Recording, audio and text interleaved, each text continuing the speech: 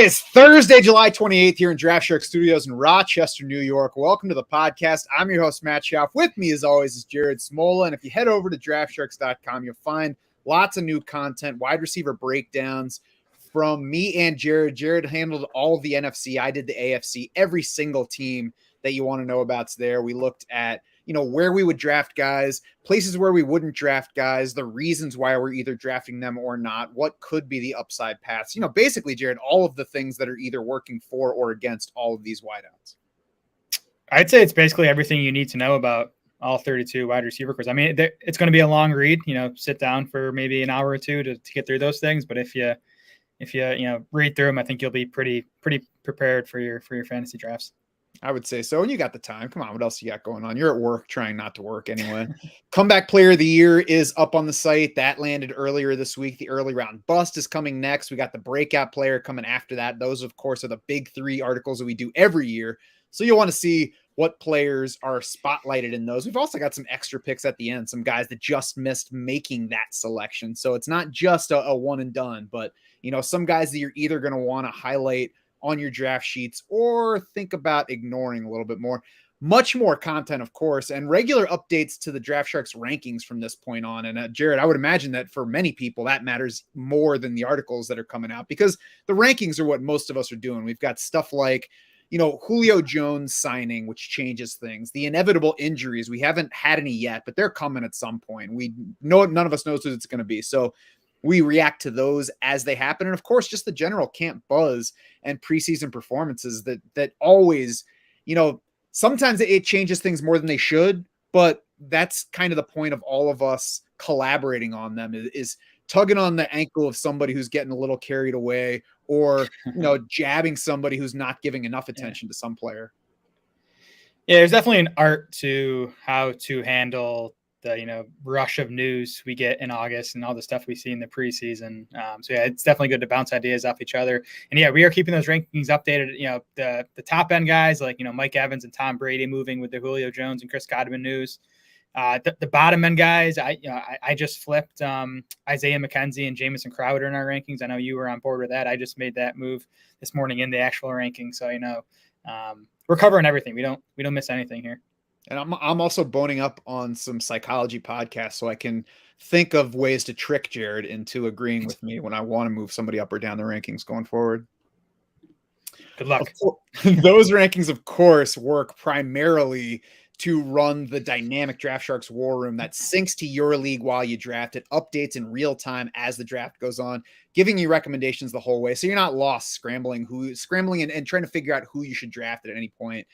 We're telling you recommendations right there. It doesn't mean you have to follow the draft room, but it's there telling you who our top options are as you go. And Jared, it switches to upside mode about halfway through the draft. So it's not just telling you the next guy in our rankings. It calculates ADP and it looks at upside, especially as you get later into the draft. And upside matters even more. Like if you're picking somebody in round 12, you generally don't just want the next wide receiver in the rankings. You want the guy that has a shot to smash where he's getting drafted and turn into a starter for you later in the season, because those are the kind of guys that win you leagues.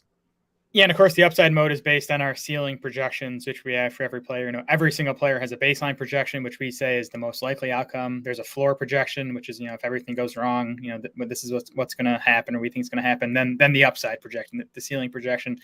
And what upside mode does is it basically weighs that ceiling projection heavier than it does, with upside mode off. And yeah, the upside mode will click on automatically for you halfway through your draft. If you want to see it sooner, if there's a button right at the top of your board, can't miss it. Flick that over and you'll kind of, see the guys available that we think have the highest ceilings. And hey, if you get to a pick where you're like, I feel like I need a floor wide receiver right here, turn it off and you'll get the next guy in our rankings. So it sounds like a lot of work, and it is. It's a lot of work getting those things ready. Oh, yeah. That's what we're here for. We're doing all that work so that you don't have to while you're drafting.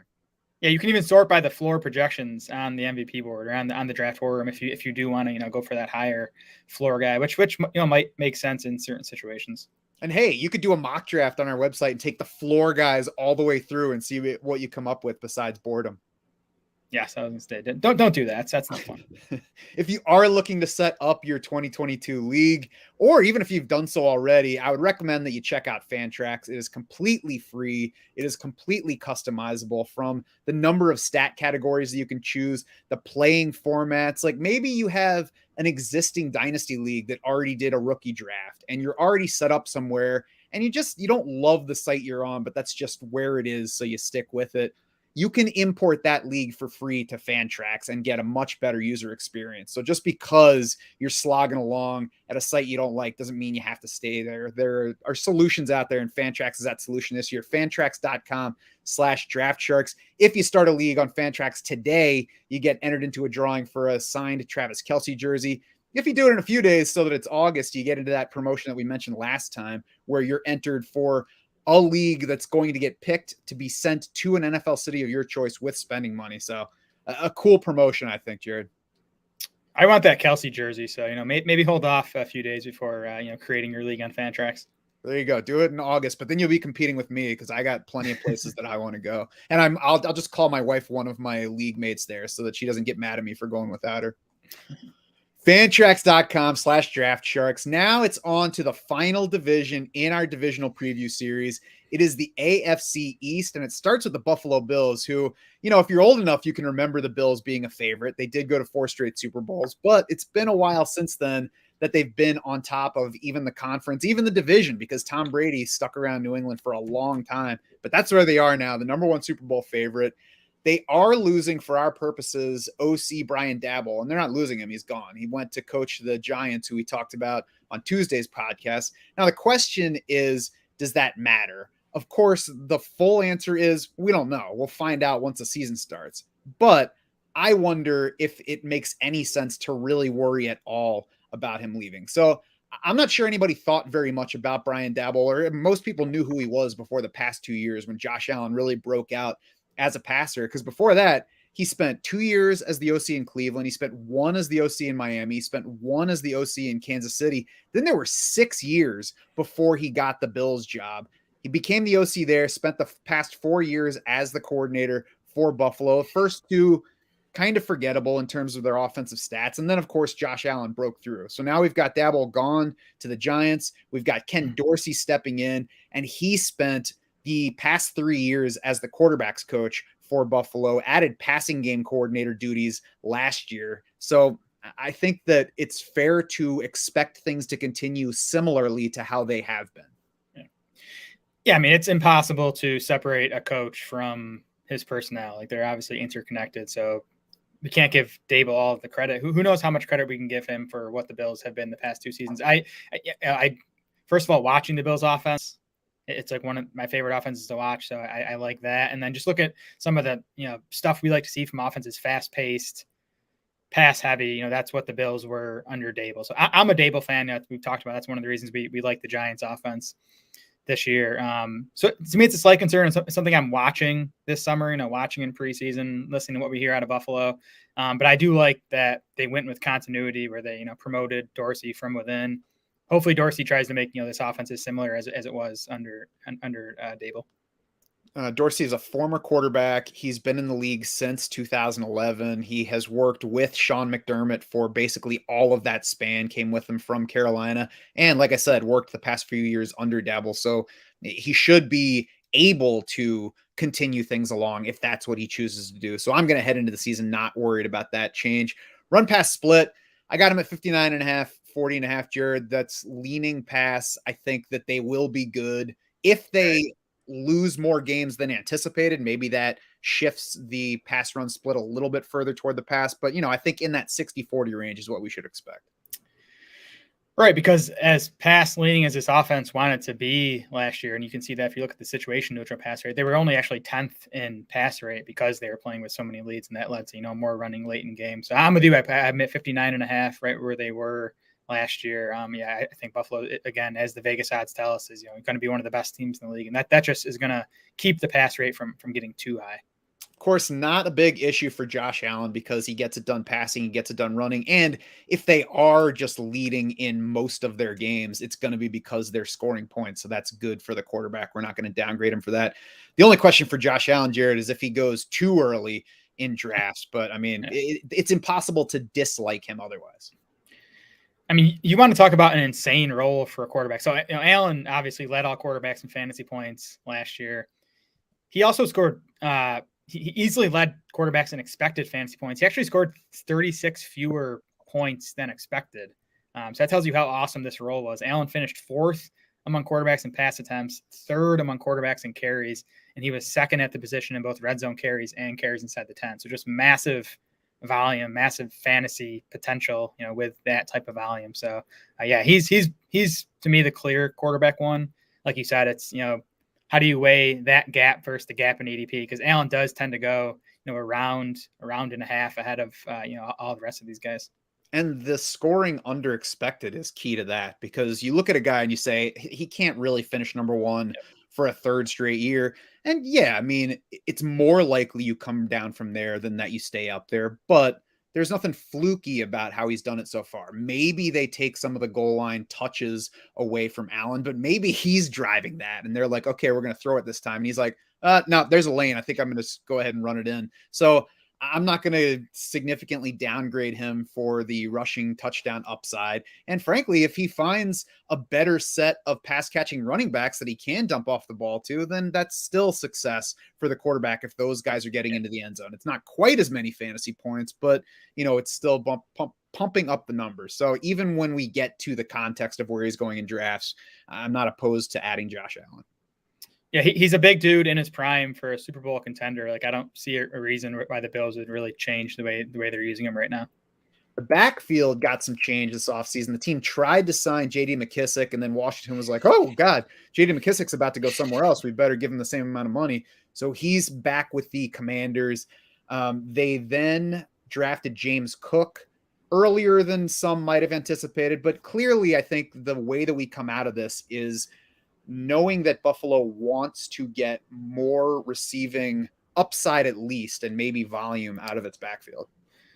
Yeah, because Devin Singletary was not good in the passing game last season. So 49 running backs saw 30-plus targets last year. Singletary was dead last among those 49 in PFF receiving grade. He was 48th among those 49 in yards per route run. So, Singletary was strong as a runner last year, 9th in elusive rating among 50 qualifying backs, and he produced in fantasy, especially down the stretch. But to me, it's pretty clear they want to scale back his work in the passing game. And I think James Cook looks like a favorite to, right out of the gate, come week 1, be Buffalo's primary pass catching back. And James Cook, of course, was a receiving back at Georgia. He carried the ball some, but wasn't close to Zamir White in carries last year. So it's fair to assume that he continues to work like that. He's going to get some carries for the Bills, but I would bet on Devin Singletary being a lead ball carrier here. And let's just skip ahead to ADP, because I think that matters in placing these running backs. If you were to just look at Devin Singletary's hot finish to last season and then the addition of James Cook, you say, okay, I'm going to be off of Devin Singletary this year. That's what drafters are saying in general, though. He's RB33 right now. So bottom of RB3 range. And that's best ball drafting, where you're just taking spike weeks from him. So in that context, I'll certainly take the guy that I expect to lead in carries for what I expect to remain one of the top scoring offenses in the league. And James Cook just a little bit behind him, around later, RB37. I think they're both in play. Me too. I mean, we definitely want to invest in this offense, and those aren't, big prices we have to pay for these guys. Singletary was 13th among running backs in half PPR points per game over the final 7 games of the season. That's sort of when he took on a bigger workload. That was on 15 carries and 2.6 targets per game. So even then, he wasn't playing a huge role in the passing game. And 15 carries, that's a bit higher than we haven't projected for this season. But he could get 12, 13 even with Cook involved. So I think the dip we expect in volume is definitely priced in at his ADP. The big question to me is how much red zone and goal line work these guys are going to get, because Singletary was scoring a bunch of touchdowns late in the season, which kind of fueled that production. So we'll have to see. And I don't, James Cook's only 199 pounds, so he doesn't look like someone that's going to command that stuff. But how much is Singletary going to see versus Josh Allen? Yeah, and what's Devin Singletary's weight? I mean, he's only a little bit over 200 pounds, isn't he? It's like the difference of a couple of lasagna nights. Yeah, exactly. So this is a crew that I am more interested in for best ball because I think it will be frustrating during the season. That said, they each have handcuff value with each other. So if you're talking in RB3 or even RB4 range, it's somebody's stash you use if you need to. And then if a teammate goes down, you get the touch bump. Duke Johnson signed with the team shortly after the McKissick thing fell through. And of course, every time Duke Johnson signs, I know we're at least like, oh, okay, let's see what happens here. Then they picked up James Cook. So we'll see if Duke Johnson even makes the team, but he's at least in the mix for now. Zach Moss remains in the mix. And, he has spent 2 years disappointing us so far, but it's at least worth remembering that he's on the roster. Yeah. And Moss is the one that's been creating some camp buzz early on. I think it's Joe Biscaglia of The Athletic has been kind of talking up Moss's play early in camp. So I think Moss and Johnson are competing for one roster spot. Moss to me still gives the backfield something different. Duke Johnson to me is more similar to James Cook and Devin Singletary. So we'll see. I mean, they're neither guy is draftable at this point, but potentially in season, if either Singletary or Cook goes down, then whoever gets this third running back draft might be interesting. Thickness is what Zach Moss gives to the backfield. Pass catchers, a more exciting group. Stefon Diggs leads the way, and it felt disappointing his season last year. It wasn't terrible, though. I mean, he finished wide receiver 7 in PPR, still delivered for us, so it was a little bit disappointing because he got into the first round of drafts after that breakthrough season in his first year with Buffalo. Did come down a little bit in target volume and, some of the other metrics that get him there, but the numbers were fine. We'll certainly take something similar with the chance at getting back closer to 2020. Yeah, it almost feels like we've seen Diggs' ceiling and floor over the last 2 years in Buffalo.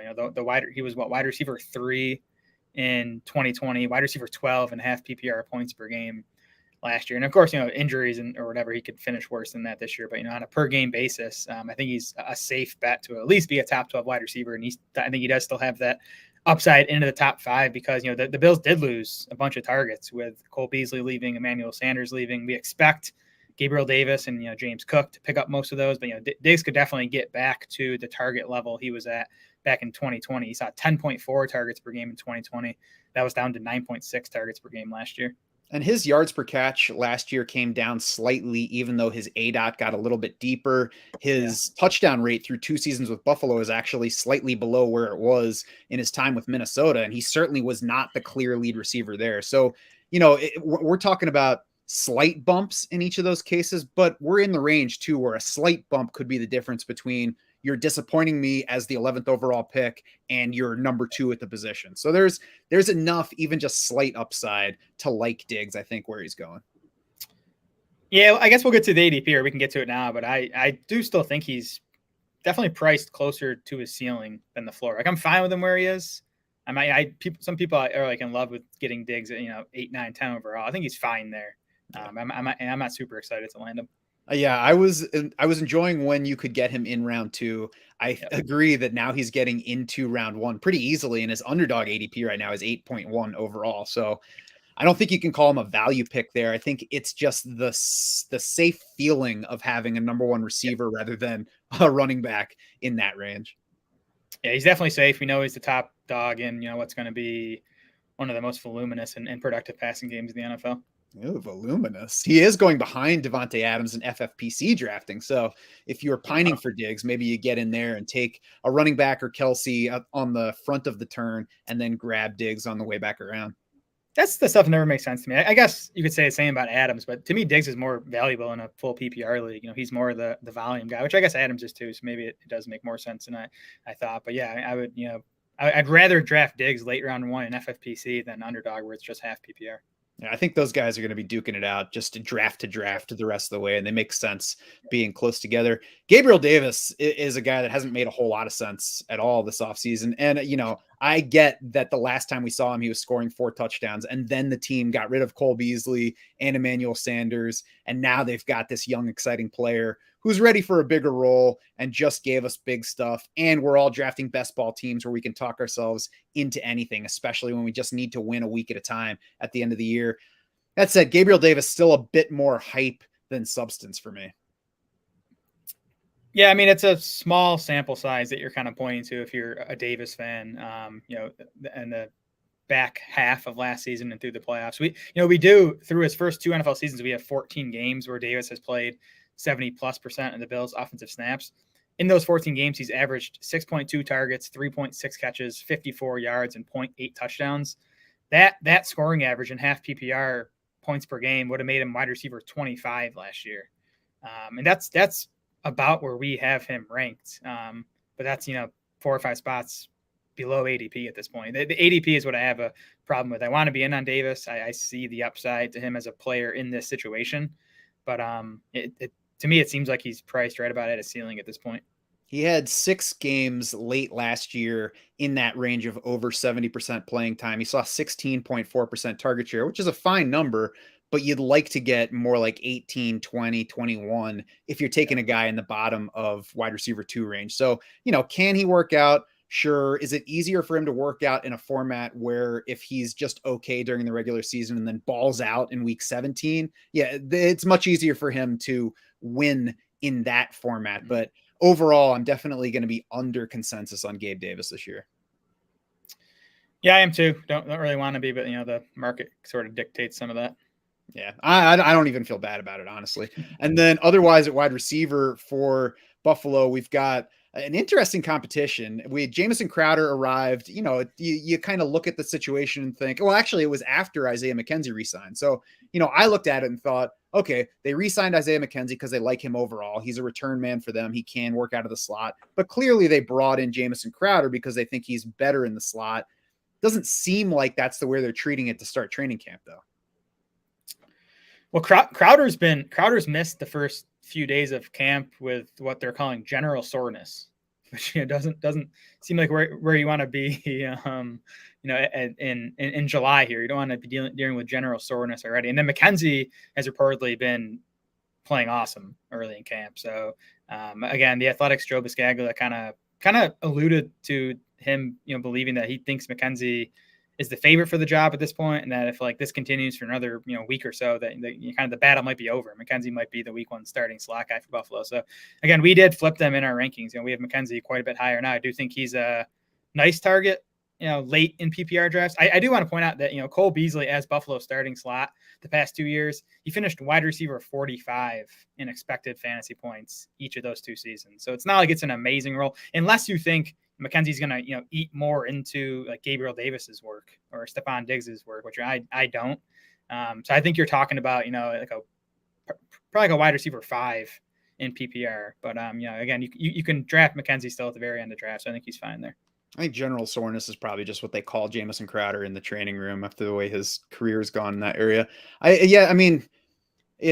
They're all interesting players, and Khalil Shakir is in the mix as well. Generated some buzz, and we like him as a prospect. He's kind of blocked after they re-signed and then added a new guy in front of him. So I'm intrigued by Khalil Shakir long term. I'm interested to see how this shakes out for the season, but I'm not overly interested in investing into this slot competition for my fantasy rosters. I guess the extent I would go to right now is saying at the end of the draft, if somebody's available, I don't mind adding them.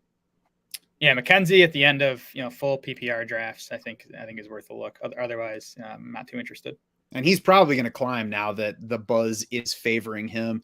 So looking at ADPs for everybody, we alluded to Josh Allen's. He's obviously the number 1 quarterback, but he's also well ahead of the rest of the quarterbacks right now at 30.5 overall on Underdog. So he's not even making it to the end of round 3. He's more than a round ahead of number 2, Justin Herbert. He's nearly 2 rounds ahead of Lamar Jackson and Patrick Mahomes. And I think, in the best ball scenario, that's a little bit too expensive for Allen, especially when you consider that both Stefon Diggs and Gabe Davis make for expensive stack partners.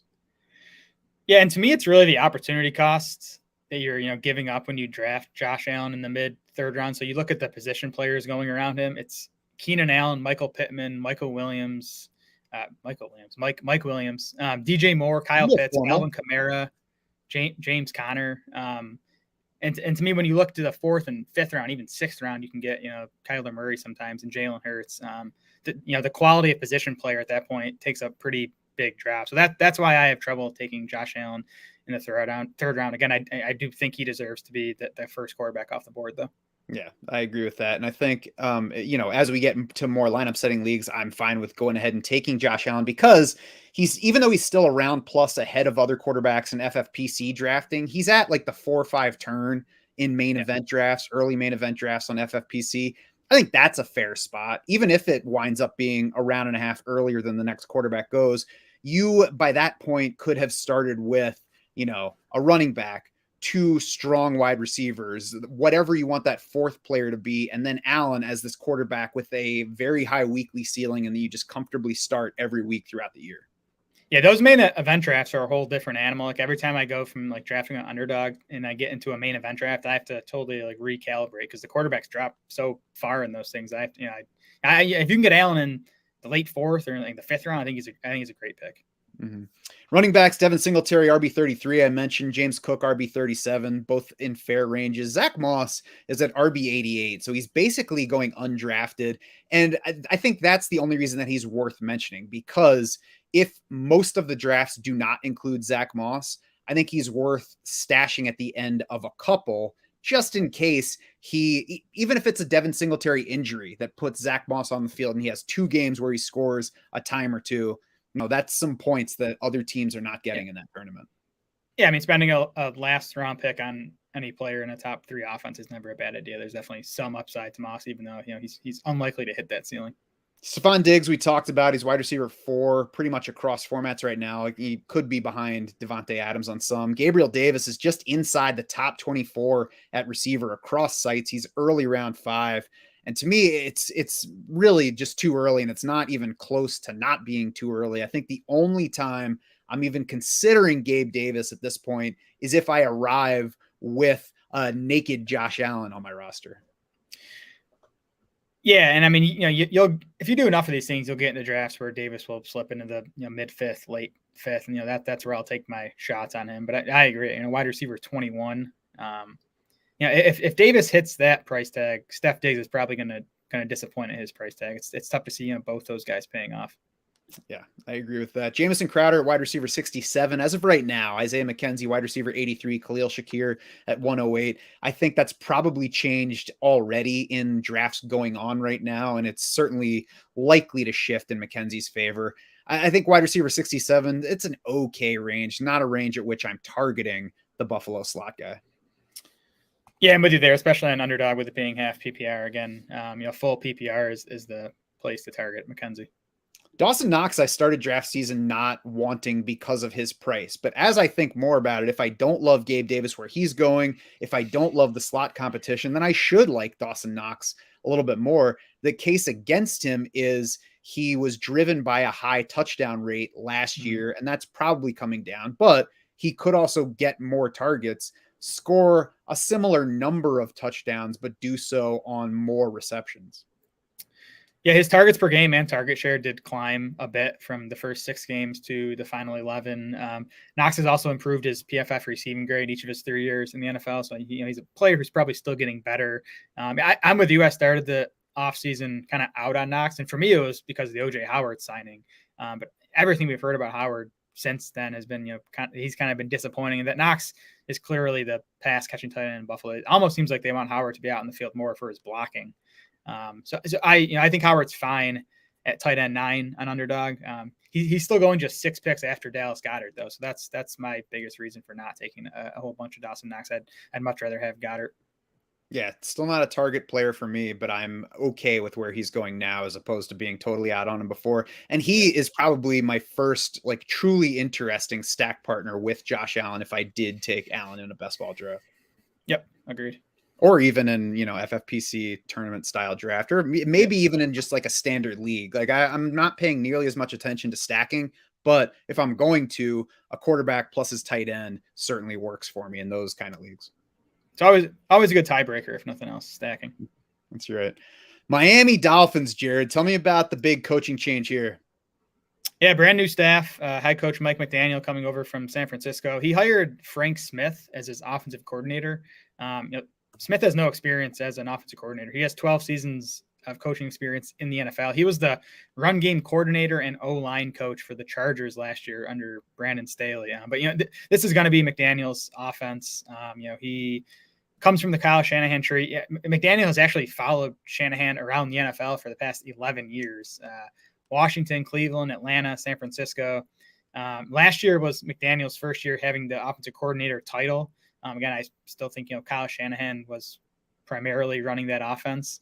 And you look back at Shanahan's history, and again, we don't know how similar McDaniel's offense is going to be to what Shanahan did. But, Shanahan's Niners teams have been mostly run leaning. But you look back before that, I mean, Shanahan does have 4 seasons where his team ranked top 9 in pass attempts. So he's been willing to adjust the offense to the personnel.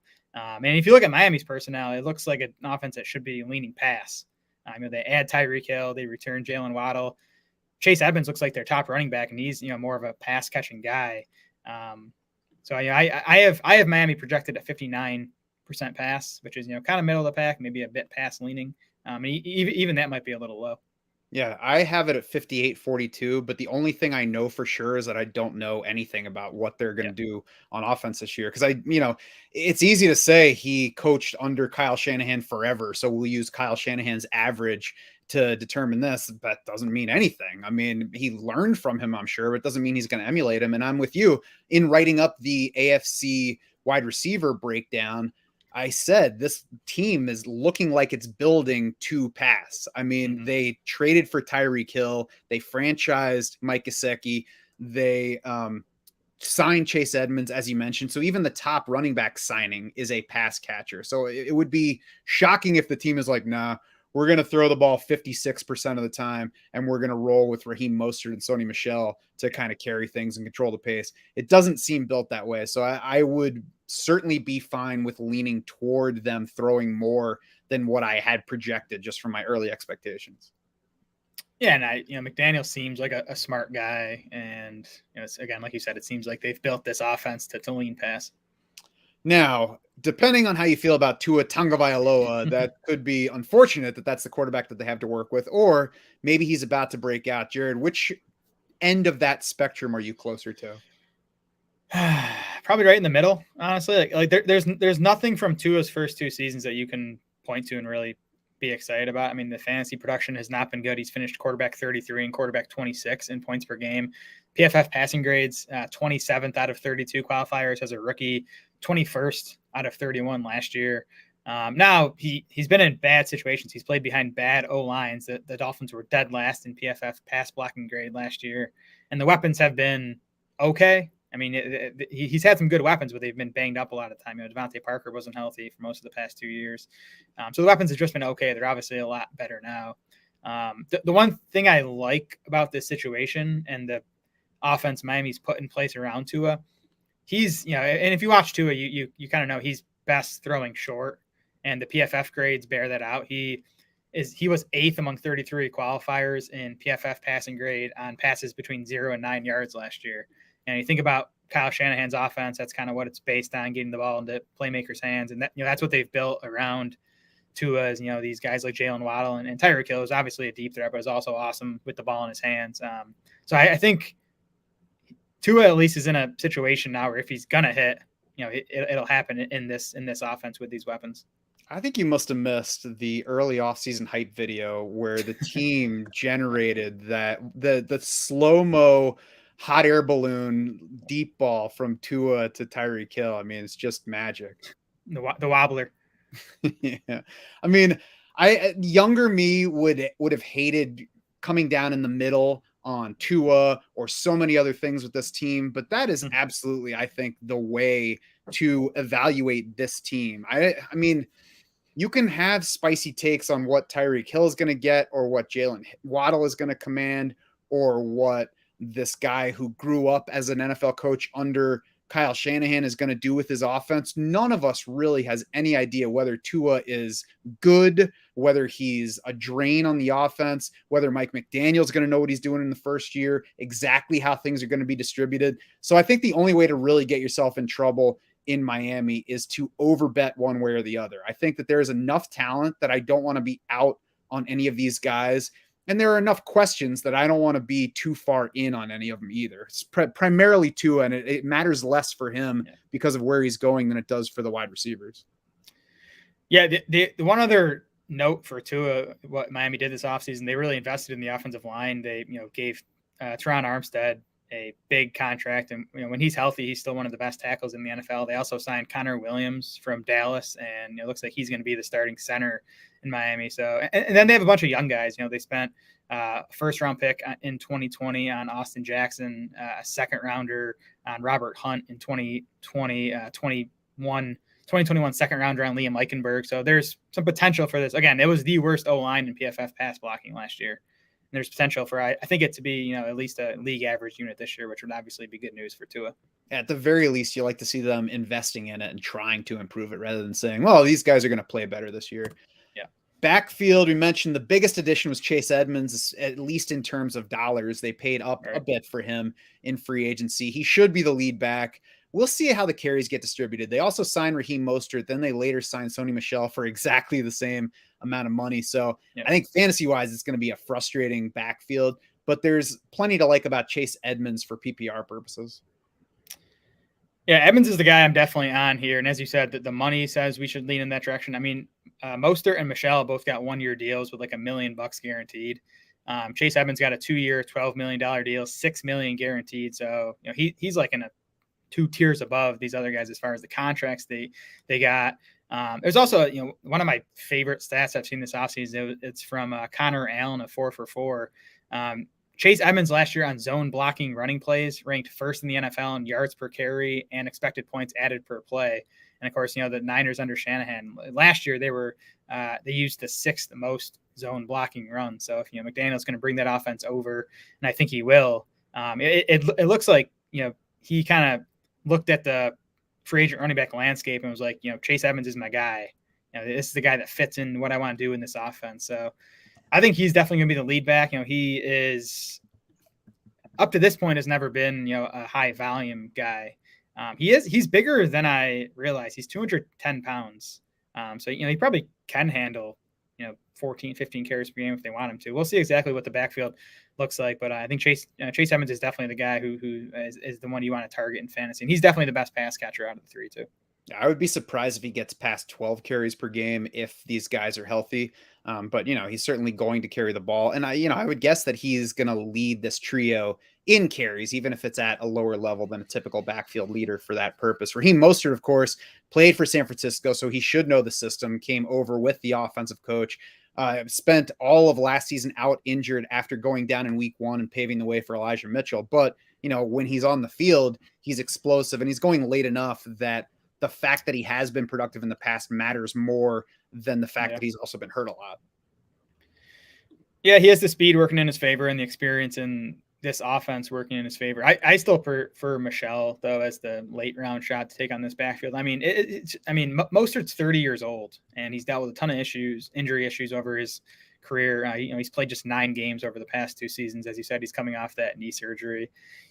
Michel, he's still just 27, former first-round pick. He's topped 200 carries in 3 or 4 NFL seasons. Like, it's kind of surprising. You think he's kind of been, put on the back burner by, the Patriots and then the Rams, but he's found a way to get volume.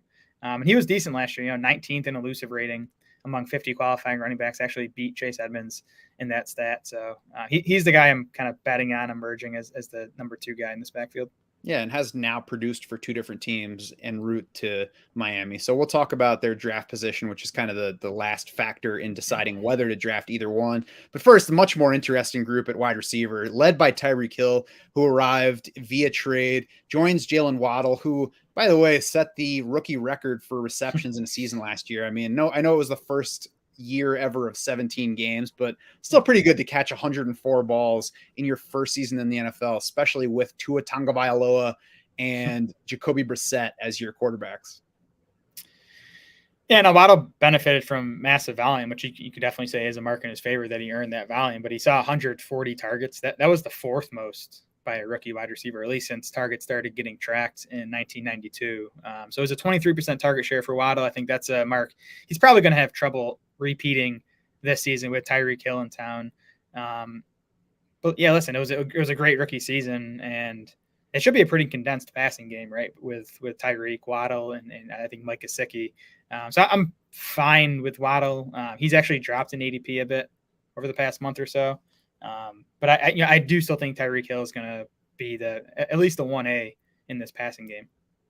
I would agree. And, the unknowns make it uncomfortable here, but there's enough talent, and especially these two players, that I know I personally don't want to be totally out on them. So we haven't seen Tyreek Hill without Patrick Mahomes since 2017. He was a top 10 PPR receiver that year, even though he tied for just 23rd in targets. So, it's a while back and it was 1 year, but he did produce without Patrick Mahomes. That was with Travis Kelce around. So Travis Kelce, I think, is worth noting because now Tyreek Hill lands in a spot where a guy dominated targets last year, but he and Travis Kelce coexisted and got plenty each in Kansas City. I think it's possible that he and Jaylen Waddle do so here. And, maybe that also makes it possible for Jaylen Waddle to get enough with Tyreek Hill there.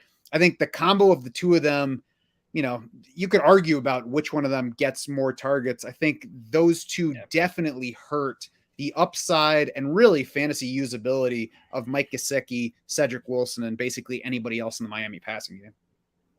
Yeah, I mean, with Tyreek Hill, I still think he's a top 5 receiver in the NFL, and the Dolphins obviously paid him that way, giving up the 29th overall pick of this year's draft, plus 2nd, 4th, and 6th rounders to get him. Then they gave him a 4-year, $120 million extension, makes Hill the highest paid receiver in the NFL.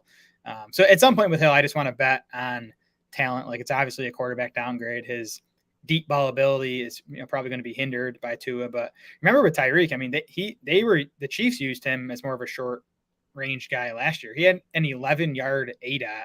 That was 43rd among 84 qualifiers. So he can win that way too. Running the shorter stuff and making plays with the ball in his hands.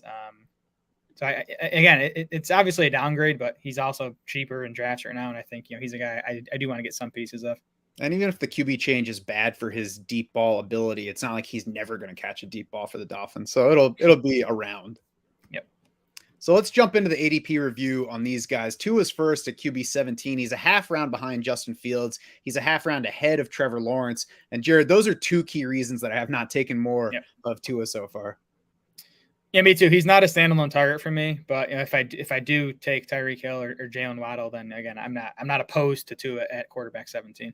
Yes, and I think Tua gets a lot more interesting if you take either of those receivers because they each have the talent to outperform their draft position. But if either does by a wide margin, like a tournament winning margin, then you're probably bringing the quarterback along at least from, QB 17 level up to like QB 12 or 11.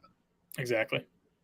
Chase Edmonds at RB 32 in the backfield. Same range on drafters, actually, which is full PPR as opposed to half PPR on Underdog. So I think that's a good value for best ball tourneys. And I'm more interested in rostering him there where I'm not going to have to decide when to start him. Yeah, and I think Edmonds definitely more valuable in full PPR. RB 32 on Underdog seems good to me, but then I look at our rankings. We have him RB 32 and half PPR. I look at my exposures. I don't have a whole lot of Chase Edmonds, so he's not ending up on a lot of my teams. But again, I do think he's the guy you want to own in this Dolphins backfield, and I think he's definitely capable of beating that price tag. Yeah, I don't think he has the touchdown upside to be a must from that range, but he certainly looks fair. fine in that range, especially if you are waiting until that range to shop for running backs. Raheem Mostert is at RB 57, 184th overall in Underdog drafting. Sony Michel is at RB 64, 208.3. So I've seen plenty of times where they're going closer to each other in drafts, but whenever that disparity plays out, it makes Sony Michel very easily my favorite between them. Yeah, I'm surprised Michel's going, clearly behind Raheem Mostert. Again, I prefer Michel. He's not like a top target for me, but he's the guy I'd rather take a shot on.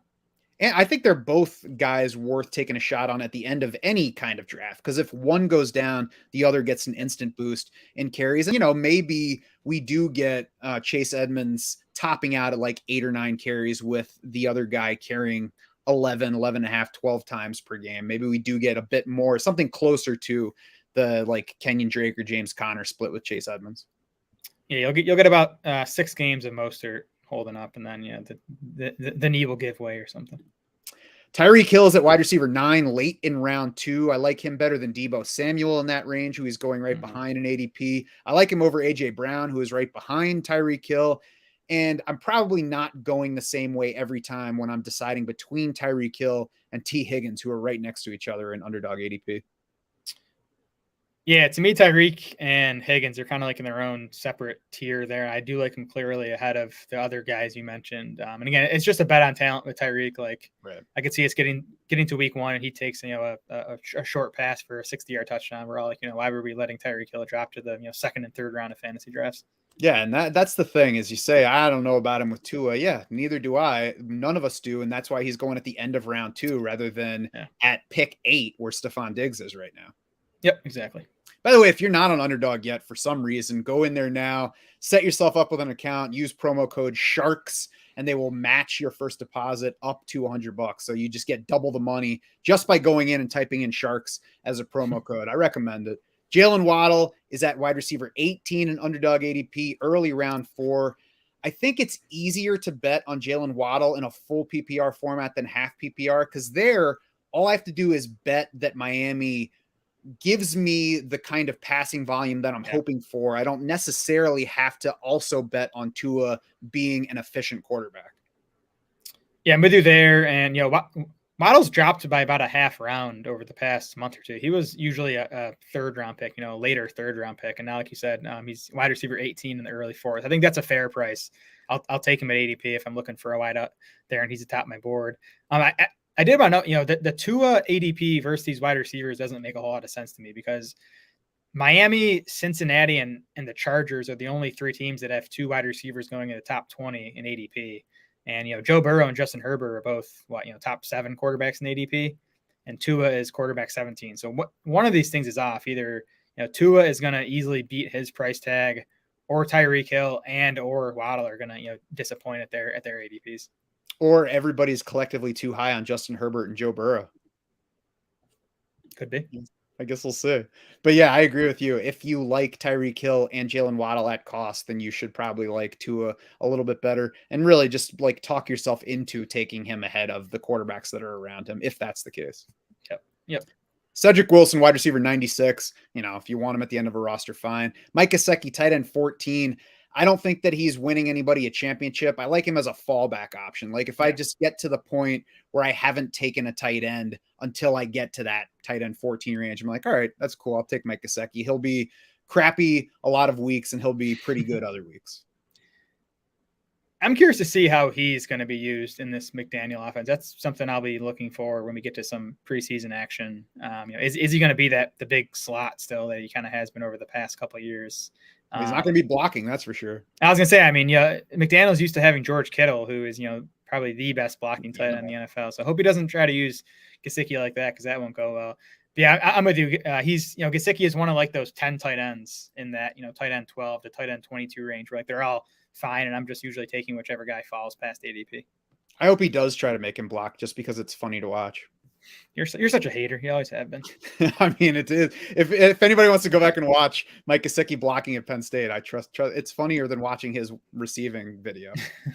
Think Tim Tebow with the Jaguars. New England Patriots next up in our rundown. Coaching changes here. Josh McDaniels is gone once again as OC. It's the second time that he has left that post for the team to head coach somewhere else. The replacement plan, I don't know. We're waiting to see what it is. Matt Patricia might be calling plays. Bill Belichick might be calling plays. Joe Judge is the quarterback's coach.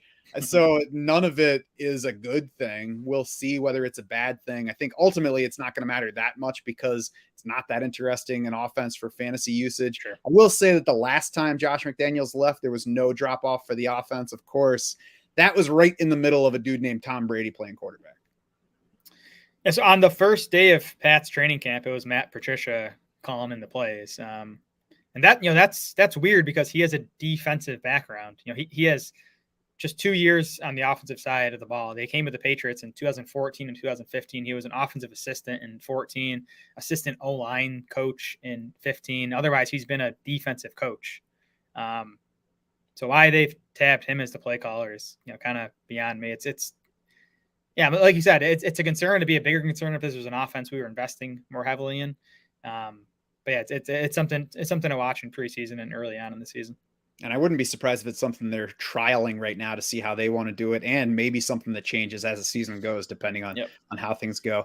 We'll see. Maybe the quarterback will make it even less relevant by being better. I have on the run pass split front, we have this offense that was the second most run heavy in 2020, the final season of it was the season after Tom Brady left, right? So then last year we had the sixth most run heavy with the first year of Mac Jones.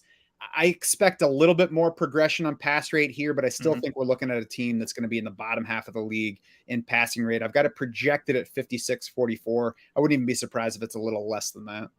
Yep, I'm at 55.5% pass. That's up 2 percentage points from where they were last year. So I'm with you. I think they push a bit more in that direction in Jones' second season, but it's still going to be a run-leaning offense. And I do think that overall it'll be a competitive team because there's a lot going for it on defense, and the backfield looks at least solid. Yep. As for quarterback, Mac Jones has gotten some praise from Bill Belichick this week. Mm-hmm. And he means it because he doesn't ever say that stuff out loud. He said dramatic improvement over the end of his rookie year and said, quote, everyone recognizes how well he prepares and how much further along he is than a year ago. So, that's bound to help the offense that we don't know who the plays are coming from.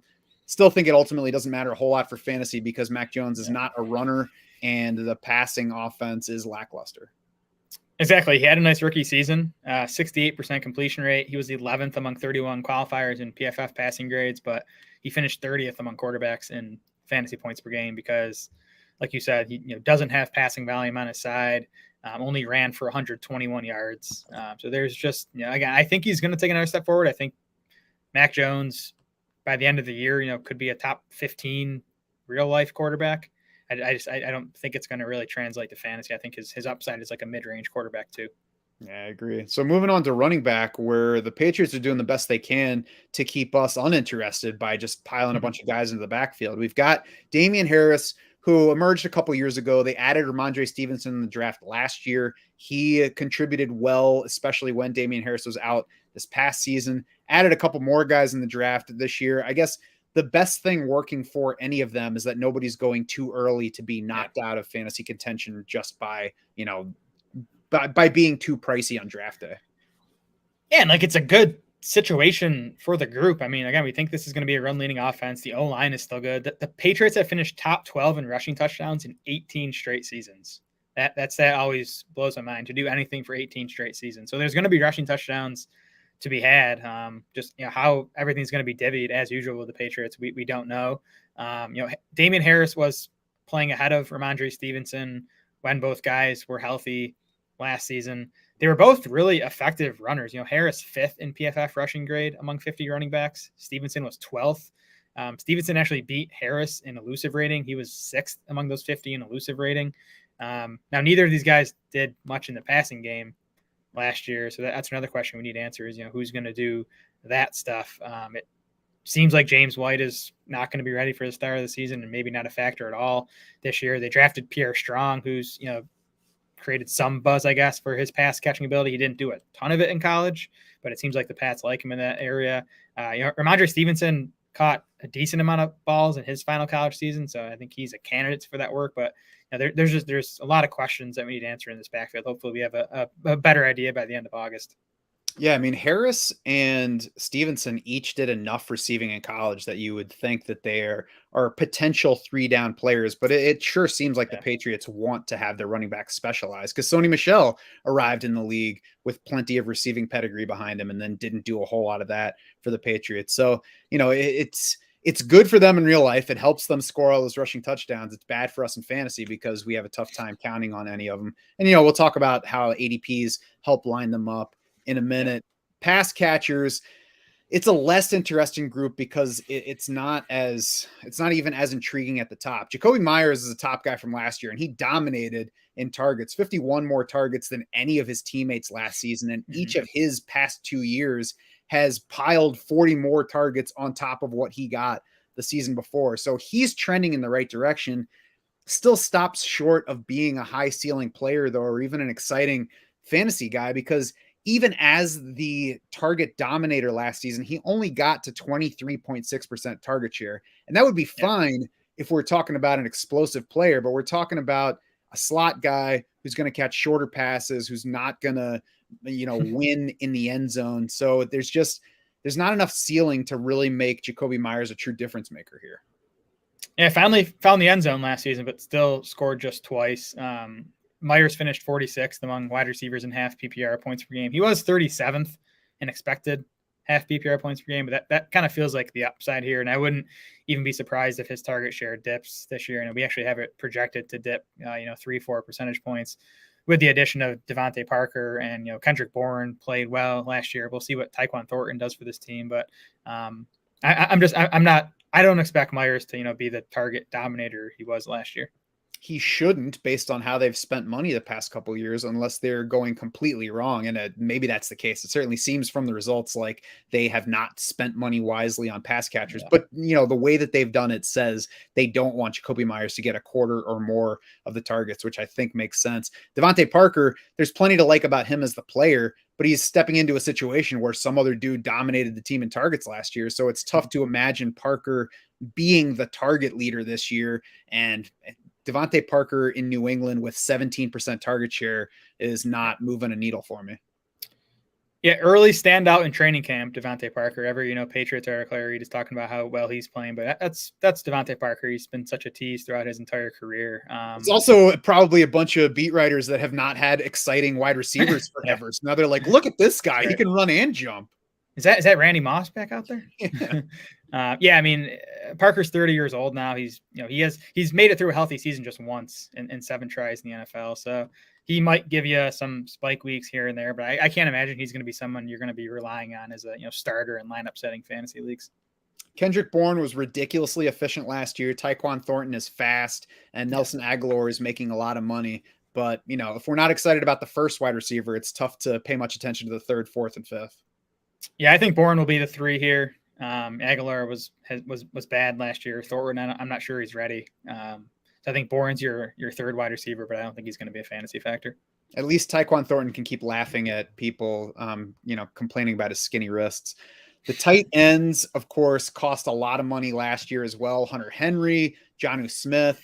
They're both there, but just like at every other position, the fact that they're both there cannibalizes the value on each player, especially Jonnu Smith last year. I mean, is Jonnu Smith there? I don't know. Like, I guess in name he is, but not in the stat sheet last year. Hunter Henry had a nice year. He was tight end 12 and half PPR points per game. He did overachieve in the touchdown department. He scored 9 touchdowns on 50 catches. That's an 18% touchdown rate, which is more than double the NFL average for tight ends. But Henry was 3rd among tight ends in red zone targets, 2nd in end zone targets. He was 2nd behind only Mark Andrews among tight ends in expected touchdowns with 8.2. So he only scored 0.8 touchdowns more than expected. So he got the usage where we can count on him to maybe be near the top of the league among tight ends and touchdowns again this season. Yeah, and he did that with the Chargers as well before joining the Patriots. So, whatever it is specifically about him that makes him a good option in the end zone, it's held true so far in his career. So we should expect him to be a high touchdown rate guy. That, of course, is the kind of thing where bad luck can just swing against you at times. And it's frustrating in season. Like if you start Hunter Henry and you get 3 catches for 27 yards and a touchdown, you're fine. If you get 3 catches for 27 yards and no touchdown, then you're like, why the hell did I start Hunter Henry when somebody else is scoring for my team? That is true, but you can say that about like every tight end past like the eighth guy. So for sure, Hunter Henry is definitely not going to be a volume winner, but he's going at an appropriate range. And let's get into that because I think that's the only thing that makes the Patriots interesting. And it's really like this might be the only team in the league where I'm only interested in best ball. Mac Jones at QB 23, it's fine. You look at other guys around him. Ryan Tannehill's behind, probably has a higher ceiling, but Zach Wilson is in the same range. Jared Goff is down there somewhere. So it's a fine range for Mac Jones, who at least still has the upside of the unknown. We don't know how good he can be. We don't know how efficient he can be. Maybe he does have a 38 touchdown season in him soon, which would certainly vault him up. I think he is helped by the fact that his pass catchers are all going late. So if you get deep into a draft and you started with like Josh Allen, Justin Herbert, some other top quarterback, and then you waited a long time and everybody else is gone, or just the stacking partners are not there, you can take Mac Jones and be like, all right, I'll take him. Maybe I'll take Devontae Parker. Maybe I'll see about Kendrick Bourne. And then, there are just these other pairings that are out there. Yeah, I got nothing else beyond what you said. Like, these are only guys I'm taking if I kind of happen to land on them as as part of a stack, and it's definitely not a stack I'm going into drafts hoping I get. But if Devontae Parker slips around past ADP and I take him, maybe I'll take Mac Jones as a second or third quarterback a few rounds later. Otherwise, I'm not interested. Yeah, it's especially worth keeping in mind for super flex, where we're all drafting more quarterbacks and they go off the board quicker. Running back, Damian Harris, RB29, Rhamondre Stevenson, RB34. Jared, I think this is one of the few pairs that I would be fine with combining on the same best ball roster, because Damian Harris is going in round 8. So let's say you went 6 rounds, 7 rounds without taking a running back. Then you pair these guys up. You get what has historically been one of the best offenses in the league at scoring rushing touchdowns, and you just lock it up, and then you don't have to worry about who you're starting going forward. Then you add, another 3 or 4 or whatever to that pair. Yeah, again, 18 straight seasons, top 12 in rushing touchdowns, and Damian Harris and Rhamondre Stevenson, barring injury, are gonna soak up the majority of those. And I'm with you; they're going late enough. Like an underdog, Damian Harris is a mid 8th round pick, Rhamondre Stevenson a mid 9th round pick. So you could just spend back-to-back picks on those guys, maybe as your 3rd and 4th running backs. And I think that could be a good move. I grabbed a few shares of James White late in best ball tournament drafts, especially on drafters early when it wasn't clear where he was going and he was there at the very end of the draft. Right now, I'm treating him as though he's not playing this year. And, that adds some upside to Pierre Strong. It makes him worth considering at the end of a draft, but I wouldn't consider him a direct replacement yet, because it's always a bad idea to think that for sure what the Patriots are going to do. And there's especially not a reason yet to believe that he's just the direct replacement for James White, as opposed to, just a putting together of the guys that are available. Yeah, and I mean, they also drafted Kevin Harris a round or 2 after Pierre Strong. They returned J.J. Taylor. They signed or returned Ty Montgomery. I can't remember where he was last season, but I mean, there's still a lot of bodies there. And I hate taking guys, even in best ball drafts, where there's a chance they just give me 17 zeros for the season. I do think that's possible for Pierre Strong. Yeah, I think the where he's worth considering is you take him once or twice just as he's not always drafted. So if something happens, he's going to be a differentiator. Yep, agreed. The wideouts, Jacoby Myers at wide receiver 59, Devontae Parker at 65, Kendrick Bourne 79, Tyquan Thornton 103, Nelson Aguilar 114. Those numbers are the only reason that any of these guys are interesting, is because they're all sticking around till late in the draft. And, I said it's tough to imagine Devontae Parker coming in and taking over the target lead. It's not hard to imagine Jacoby Myers getting hurt. And if he does, then there's a much clearer path to Devontae Parker leading in targets.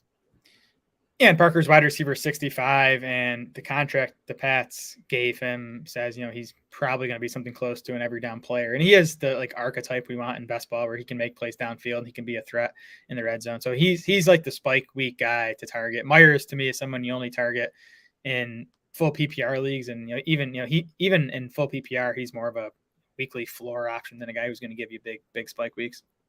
Hunter Henry, tight end 15, Jonnu Smith, tight end 33. And Jared, last night was 2 firsts for me with this pass catching core. First time I've ever been disappointed that somebody else drafted Tyquan Thornton, because I took Mac Jones as my 3rd quarterback in a best ball draft. And I was like, oh, I'll take some Tyquan Thornton and see if he gets the deep balls that he's fast enough to get. Somebody took him, like, okay. So I guess I'm taking Nelson Aguilar at the very end of that draft, just in case. Come on. There had to be someone better. No, he's nobody else has him. So if we get to a point where Nelson Aguilar has a 4 for 96 and 2 touchdowns, it's at least he's not helping anybody's team. He's helping my one team. And then the other first is Jonnu Smith. The first time I took him, end of the same draft, stack with Mac Jones when the others just didn't work out. So not guys that I would target, but, something to do a time or two. How many rounds did those drafts go? 20. Oof. Not something have fun with that team. Done. It's fine, man. Yeah. Okay. Now, at least if Hunter Henry goes down and Jonnu Smith resurfaces, I'm like, oh, I got one team that's benefiting. We've seen crazier things happen. That's right. New York Jets, Jared. No coaching changes here. So tell me what we should expect in year 2 under Robert Saleh. Yeah, I don't know. I mean, last year wasn't good.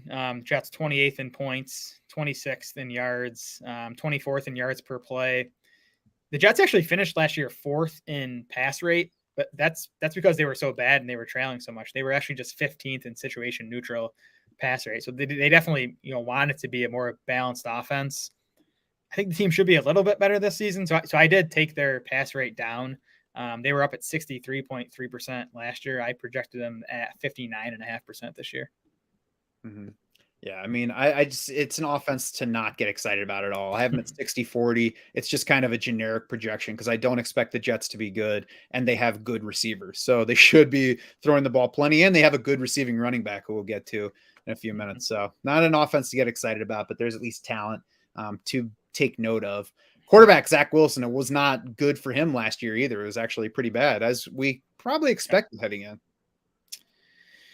Yeah, so I looked at the 17 rookie quarterbacks that have recorded 300 plus dropbacks over the past 5 seasons. Among those 17, Zach Wilson was bottom 4 in basically any stat you want to look at: completion rate, yards per attempt, adjusted yards per attempt, PFF passing grade. Yeah, I mean, he looked like a bit of a project coming out of BYU, and he was in a bad situation, bad O-line, bad pass catching core when you consider the injuries that, Corey Davis suffered and Elijah Moore missed a bunch of time. So I'm not gonna write Wilson off yet, but you look at rookie quarterbacks that have been that bad, and it's rare for them to end up being hits in the NFL. Yeah, and it really, the big thing is you don't want to write him off, but there's no reason to write him on. I mean, it's not like he has this amazing ceiling versus other guys down there. So, I guess it'll be nice if he rebounds because we like the receivers, but there's no reason to bet heavily on him. Right. I mean, that's the things working in his favor is the pass catching core. And he also averaged 15.5 rushing yards per game last year. We thought he could, do some of that coming into the league. So, maybe he gives you 250, 300 rushing yards, which would help the fantasy value. Backfield, much more interesting. And it's primarily because of the guy they drafted in round 2 this year, moved up to 36th overall to take Breece Hall, who could have gone to a bigger school than Iowa State, but chose Iowa State. He said because he wanted to play right away, and he did. Racked up a bunch of yards, a bunch of touchdowns, a bunch of carries across 3 seasons there. 82 receptions as a running back, 5'11", 217, so good enough size, and very good speed, 4.39 in the 40, and tested well otherwise at the combine. An exciting looking player. Jared steps into a place with plenty of opportunity for him. I think the difference of opinion here could be just how much opportunity you think is available. Yeah, I just think Michael Carter had a really nice rookie season and isn't going away. I mean, I think Hall's definitely going to be the lead back here. Exactly how the touches are split is going to be something hopefully we can figure out throughout August. So Michael Carter, 3rd in elusive rating last year among 50 qualifying running backs. He was tops among rookies in elusive rating, and he was good in the passing game too. 14th in yards per route run among 49 qualifying running backs. So the Athletics' Connor Hughes has said multiple times this offseason that he does expect this to be, like a 1-2 punch. He didn't give any projection as far as how it's going to be split. And it's, it definitely read as more opinion than something he's gotten from the coaching staff, but it's worth noting. I'm definitely not out on Breece Hall. I don't think he's going to get enough volume to, truly, break out this season and be like, top 10 fantasy back.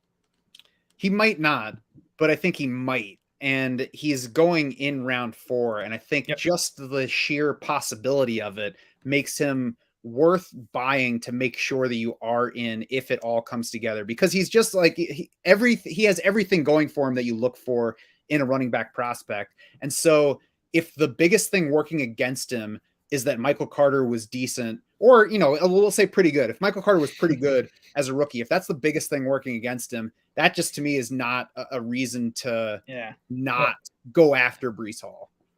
Well, it's not the only thing working against them. It's also, what might be a bad offense again. The O-line wasn't great last year. They did make a couple additions, so maybe it's better. The situation, I think, is the other thing that might cap Hall's upside this season.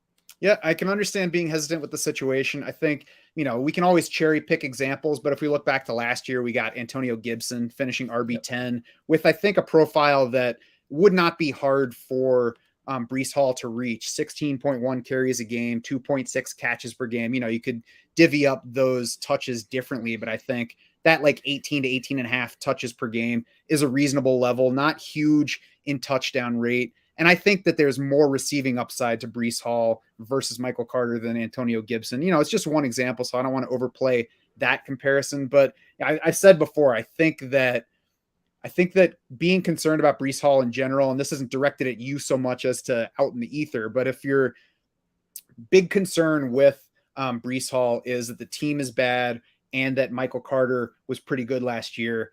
I would caution that last year Naheem Hines and the Colts O-line were reasons that we thought maybe we didn't want Jonathan Taylor. And it's not an apples to apples comparison because Jonathan Taylor was at the 1-2 turn or in the first round of drafts or even early in round 2. Breece Hall's in round 4. So I think you don't even have to put as much work into moving over those mental hurdles to just see what the ultimate upside could be. And then it becomes a question of who you're choosing him over. To me, in round 4, there aren't a whole lot of guys that I'm scared of missing out on.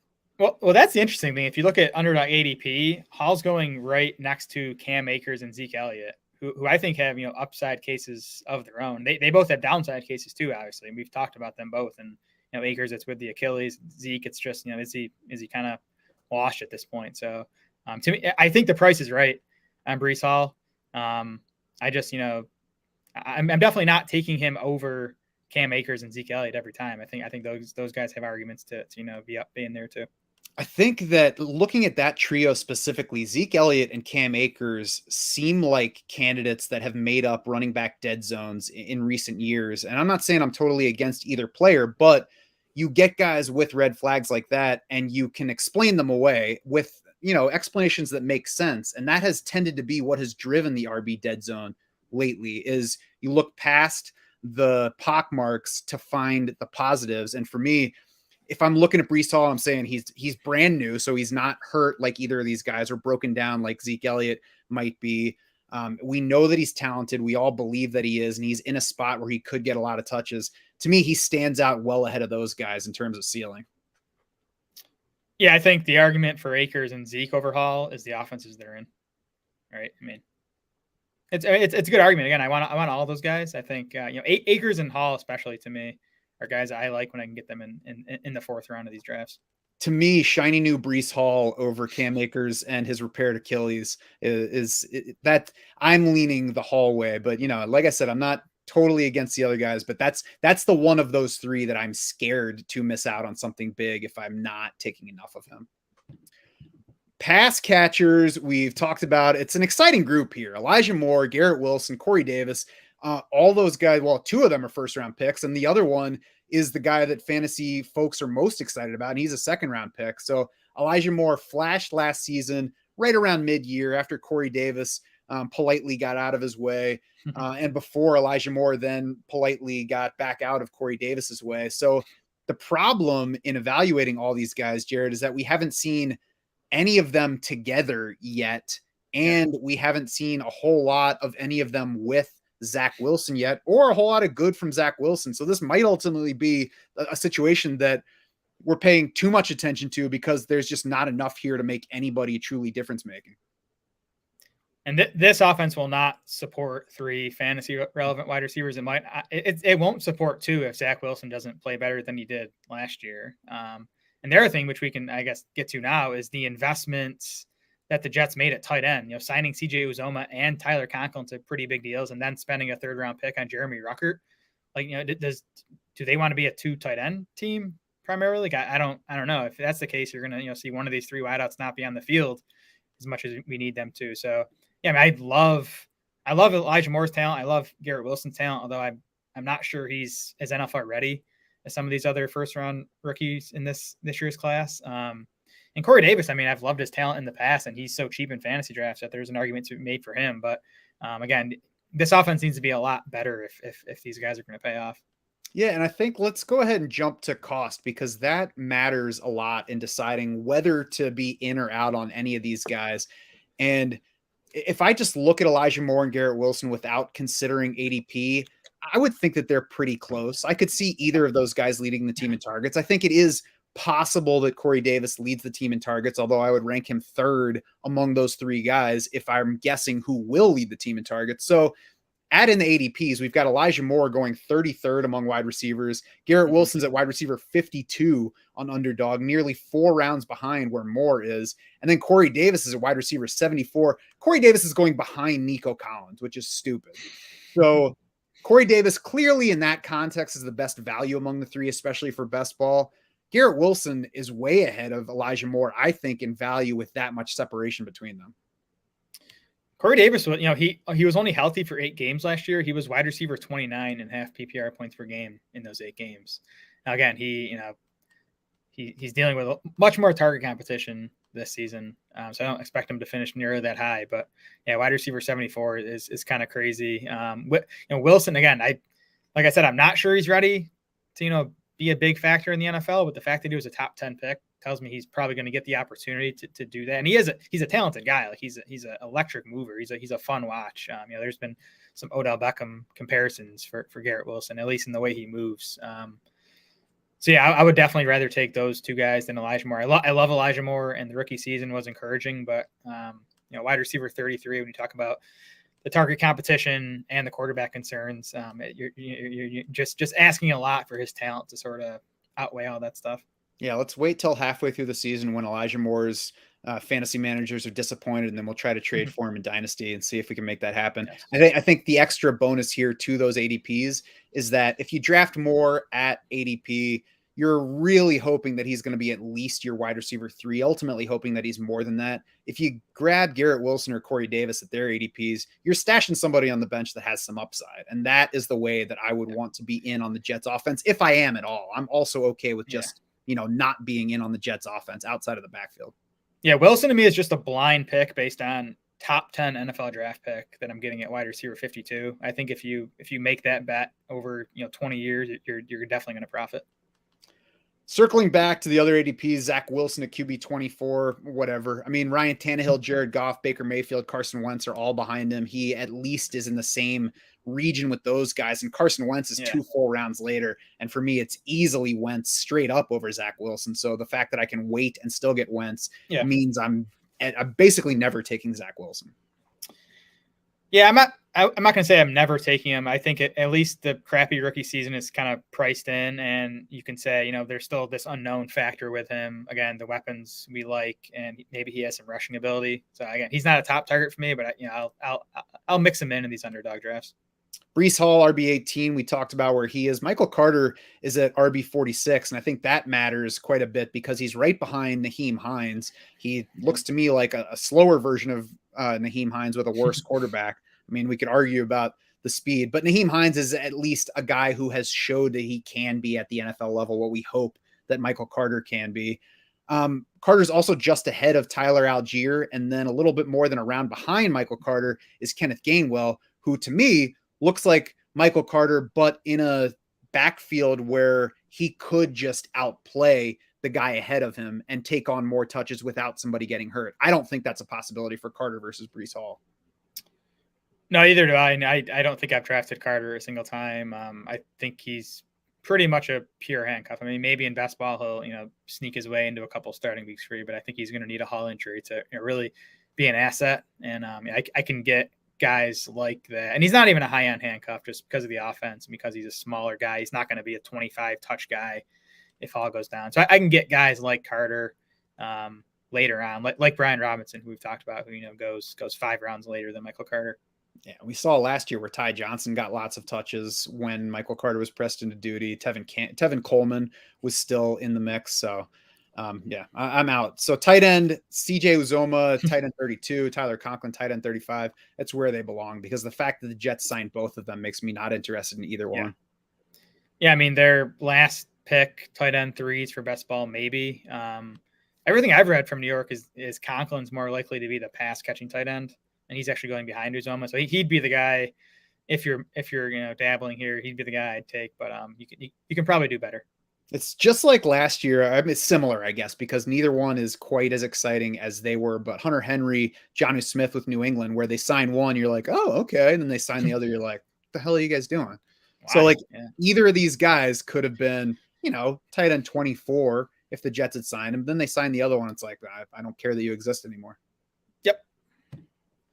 That's going to do it for this 8th and final episode of the Divisional Preview Series. We'll be switching things up a bit next week. Starting Monday morning, we got a 4-man show with Mike Shope and Adam Krautwurst, of course, our boys from the deep end. They're going to be joining us. We'll all be arguing about stuff. So Jared won't have to listen to quite as many of my words, at least.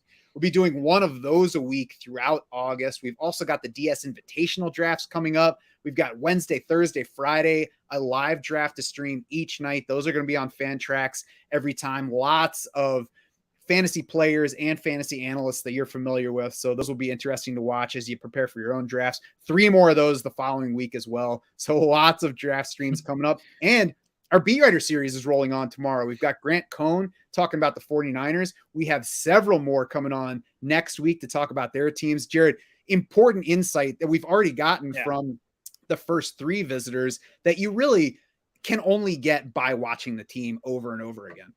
Yeah, those have been really good so far. Really excited to talk to Grant on Friday because the 49ers are a super interesting team. But yeah, we're firing up here. I said goodbye to my wife and daughter a couple of days ago. Matt's my partner for the next 4 or 5 months now. That's right. I love you, boo. Make sure you subscribe to YouTube, Apple, Spotify, wherever you like to get your pods. You're not going to want to miss any of the stuff coming up in this meat of draft season. Of course, go to draftsharks.com because that's why we're here. All the stuff that we do otherwise is on that site waiting to help you draft your teams, especially the Draft Sharks Draft War Room. For Jared Smola and the rest of the Draft Sharks crew, I'm Matt Schauf saying thanks so much for swimming with us.